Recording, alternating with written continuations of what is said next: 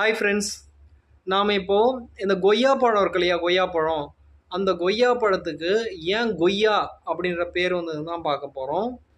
முதல்ல இந்த கொய்யா பழம் அப்படின்னா அதுக்கான காரணம், பெயர் காரணமாக என்ன சொல்லியிருக்காங்க அப்படின்னா, மரத்திலிருந்து கொய்யாமல் அப்படியே கீழே விழுறதுனால அதுக்கு கொய்யா பழம் அப்படின்னு பேர் வந்ததாக சிலர் சொல்கிறாங்க.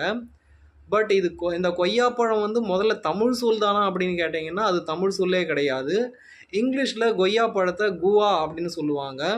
ஸோ அதோடைய வேர் சொல்லுன்னு பார்த்தீங்கன்னா குய். இந்த குய் அப்படின்ற வேர் சொல்லில் தான் குவா அப்படின்ற ஆங்கில சொல்லும் வருது. சரி, இந்த குய் அப்படின்ற அந்த வேர் சொல் எந்த மொழின்னு கேட்டிங்கன்னா அது தமிழ் சொல் தான். குய் அப்படின்ற அந்த சொல்லிலிருந்து தான் குவா அப்படின்ற ஆங்கில சொல் வருது. சரி, கொய்யா பழத்துக்கான தமிழ் சொல் என்ன அப்படின்னு கேட்டிங்கன்னா அதை தமிழில் காழ்பழம் அப்படின்னு சொல்லணும். காழ் அப்படின்னா என்னன்னு கேட்டிங்கன்னா விதை. அதாவது கொய்யா பழத்தில் நிறைய